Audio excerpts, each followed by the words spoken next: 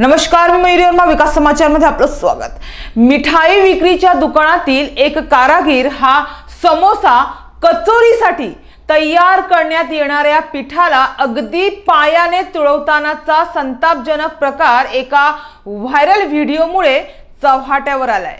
या प्रकाराने संतप्त झालेल्या गावकऱ्यांनी दुकानावर धडक देऊन दुकानदाराला साहित्य फेकून देण्यास भाग पाडले असून तळलेले पदार्थ विकण्यावर त्यांनी बंदी आणली आहे।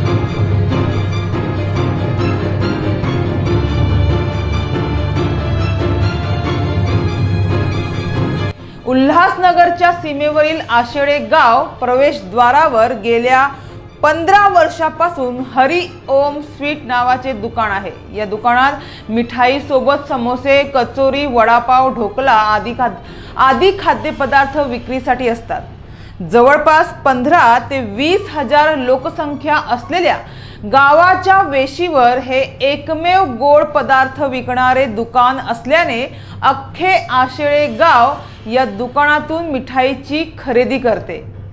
मात्र अशात दुकानातील कारागीर हा समोसे, कचोरीचे पीठ पायाने तुळवतानाचा व्हिडिओ समाज माध्यमांवर व्हायरल झाला। या प्रकाराने संतप्त झालेल्या गोपी कळू, अंकुश कळू, परेश तरे, नितीन तरे आदी गावकऱ्यांनी दुपारी हरिओम स्वीट दुकानावर धडक दिली। यावेळी दुकानदाराला जाब विचारला असता कारागिराने ही चूक केली असल्याचे दुकानदारांनी मान्य केलं आहे। मात्र संतप्त झालेल्या गावकऱ्यांनी मिठाईच्या दुकानात बनवले जाणारे साहित्य विकायचे नाही, बड्या कंपन्यांचे पॅकिंग फूड विकायचे असे गावकऱ्यांनी या दुकान मालकाला समजावले। त्यानंतर दुकान मालकाने झालेली चूक कबूल करत यापुढे असं होणार नाही असे गावकऱ्यांना सांगितलं आहे। मात्र या प्रकरणी अन्न औषध प्रशासनाने देखील गंभीर दखल घेत योग्य ती कारवाई करावी अशी मागणी आशेडेच्या गावकऱ्यांनी केली आहे। मागील 15 वर्षापासून हे स्वीट मार्ट असून अनेक गावकरी याच दुकानातून मिठाई खरेदी करत होते। मात्र या दुकानदाराने गावकऱ्यांची फसवणूक केली आहे।